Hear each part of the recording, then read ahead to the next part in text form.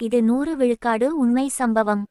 இது நான் முதுகலை கல்லூரி படிக்கும் போது நடந்தது. என் பெயர் அஸ்வத், பெயர் மாற்றியுள்ளேன். எங்கள் வீட்டிற்கு பின்புறம்தான் எங்க சித்தப்பா வீடு.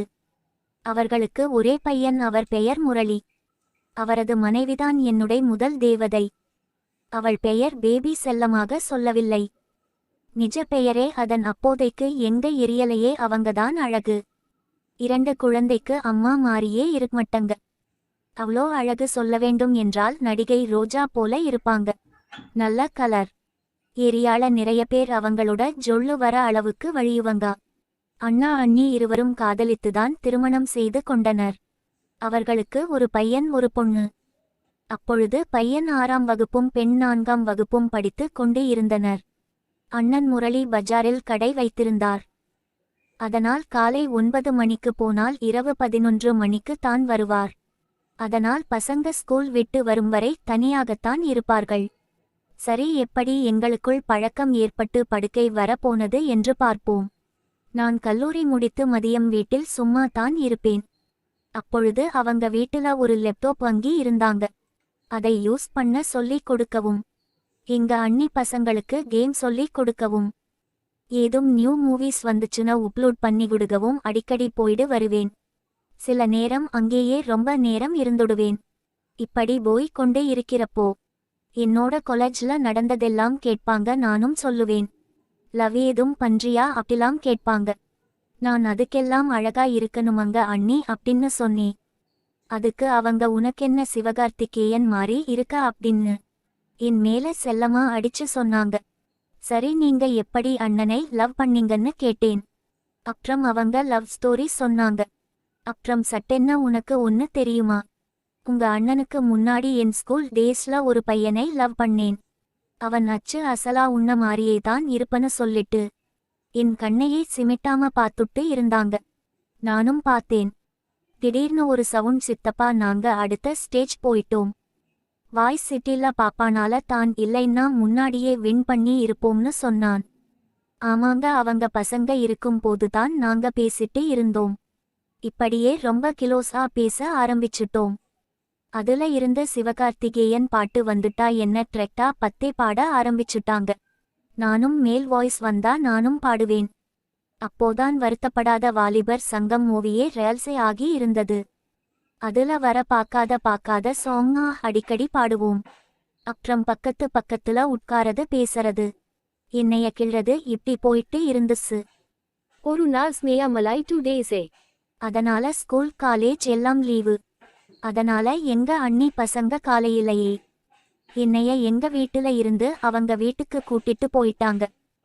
நானும் அண்ணியோட டைம் ஸ்பெண்ட் பண்ண போறோம்ன்ற ஆசையில போனேன். அண்ணி காலையிலேயே குளிச்சுட்டு ஒரு ரெட் அண்ட் எல்லோ நைட்டி போட்டுட்டு, வாங்க லீவு போல உனக்கும் அப்படின்னு ஒரு மாதிரி சிரிச்சிட்டு வீட்டுக்குள்ள கூட்டங்க. உள்ள போயிட்டு புதுசா ரிலீஸ் ஆன மூவி பார்த்துட்டு இருந்தோம். 4 பேரும் ஒரு கயிறு கட்டில்ல உட்கார்ந்து. திடீர்னு என்னைய அண்ணி கூப்பிட்டு இங்கே ஏதோ எறும்பு கடிக்கிற மாதிரி இருக்குன்னு காமிச்சங்க. அது பின்பக்கம். நான் தொடமா ஏதும் எறும்பு இல்ல அண்ணின்னு சொன்னேன். அவங்க சோகமா அப்படியான்னு என்னைய ஒரு மாதிரி பார்த்தாங்க. நாங்க 3 பேரும் மூவி பார்த்துட்டு இருந்தோம். ஒருத்தர் மட்டும் என்னையே பார்த்துட்டு இருந்தாங்க. ஆமா, எங்க அண்ணி தான். திரும்ப என்னை கூப்பிட்டு இங்க பாரு, ஏதோ என் முதுகுல கடிக்கிற மாதிரி இருக்குன்னு மறுபடியும் காமிச்சங்க. இப்போ நான் தைரியத்தை வரவச்சுட்டு கைய வச்சு லைட்டா தொட்டேன்.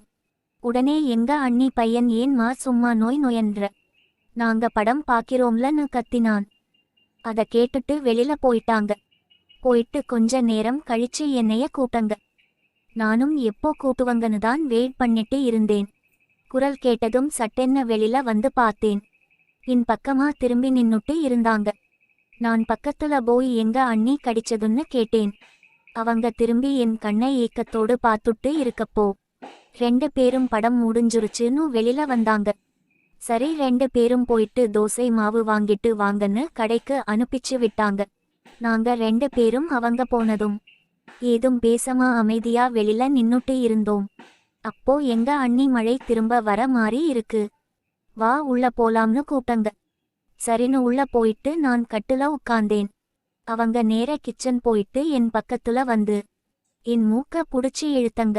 என் கை என்ன அறியாம ரொம்ப நடுங்குச்சு. நான் 2 கையையும் புடிச்சு அவங்கள பார்த்துட்டே இருந்தேன். அவங்க என்ன பார்த்து என் கை இப்படி நடுங்குதுன்னு கேட்டாங்க. நான் என்ன நினைச்சேன் தெரியல. உடனே கட்டில்ல இருந்து எழுந்து வரப்ப திடீர்னு ஒரு சத்தம், டேய் டேய்னு. காலையில போனவன் இன்னும் வரலனே எங்க அம்மா என்னைய தேடிட்டு வந்துட்டாங்க. நானும் வர தெரியாத எனக்குன்னு எங்க அம்மாவை திட்டிட்டே வீட்டுக்கு போயிட்டேன். போயிட்டு கால் பண்ணி அண்ணி சாரி, ஏதோ தெரியாம பண்ணிட்டேன்னு சொன்னேன். அவங்களும் நானும் சாரிப்பான்னு சொன்னாங்க. அப்படியே கட் பண்ணிட்டேன். அப்புறம் திரும்ப கூப்பிட்டு நாளைக்கு எப்போ அண்ணி வரட்டும் கேட்டேன். எப்போ வேணா வான்னு சொன்னாங்க. அன்னைக்கு நைட் இதையே நினைச்சுட்டு எபோட விடியும்னு தூக்கமே வரல. அப்புறம் அடுத்த நாள் அவங்களே வீட்டுக்கு வந்து கூப்பிட்டாங்க. இந்த லேட்டா எனக்கு ஆன் பண்ண தெரியல, வந்து ஓன் பண்ணி குடு படம் பார்க்கணும் சொன்னுங்க. இதோ வரேன் சொல்லிட்டு கிளம்பும் போது எங்க அம்மா இங்கேயே எடுத்து வந்து கொடுத்து ஆன் பண்ணிட்டு போலமலன்னு அவங்களோட சொன்னாங்க. அதுக்கு அவங்க லேப்டாப்ல சார்ஜ் போட்டிருக்கேன், எடுத்துட்டு இங்க வந்தா ஆஃப் ஆகிடும் அத்தைன்னு எங்க அம்மா கிட்ட சொல்லிட்டு, உங்க பையனை கடிச்சு தின்னுரை மாட்டேன்னு சொல்லிட்டு என்னைய கடிச்சு தின்கிற மாதிரி பார்த்துட்டு கூட்டிட்டு போனாங்க. அவங்க முன்னாடி போக நான் பின்னாடி போனேன். ப்ளூ கலர் சாரில சும்மா சூப்பரா இருந்தாங்க. வீட்டுக்கு போனதும் பசங்களும் இருந்தாங்க. பார்த்ததும் இன்னைக்கும் ஏதும் நடக்குதுன்னு நினைச்சுக்கிட்டு உள்ள போனேன். அப்புறம் அவங்க பீரோ பக்கத்துல நின்னுட்டு என்னைய கூப்பிட்டு வா ஒரு பைலை தேடணும்னு சொல்லி தனி ரூம்ல கூப்பிட்டாங்க. நானும் போயிட்டு பின் பக்கமா போக யாரோ நடந்து வர சவுண்ட் கேட்டு கையை எடுத்துட்டு தள்ளி நின்னேன். அவங்க பாப்பா வந்து நானுக்குங்க கூட திடீரேன்னு சொல்லிட்டு பக்கத்துல வந்து உட்கார்ந்துகிற. அப்புறம் கொஞ்ச நேரம் இருந்துட்டு வீட்டுக்கு நான் வந்துட்டேன். மறுநாள் நான் காலேஜ் போயிட்டு வீட்டுக்கு வந்துட்டு ரீஃப்ரெஷ் ஆகிட்டு இருந்தேன். கால் பண்ணி கூப்பிட்டாங்க. அவங்க பசங்க ஸ்கூலுக்கு போயிருந்தங்க, அதனால வர லேட்டா ஆகும். நான் போனேன். நான் உள்ள போனதும் கதவை சாத்திட்டு வான்னு சொன்னாங்க. போனா அங்க எனக்கு பெரிய சர்ப்ரைஸ் வச்சு இருந்தாங்க. ஆமா, அப்போதான் குளிச்சுட்டு வந்து நின்னுட்டு இருந்தாங்க. நான் போனதும் எப்படி இருக்கேன் கேட்டாங்க. அன்னைக்கு நாங்க மாறி மாறி சந்தோஷமா இருந்தோம்.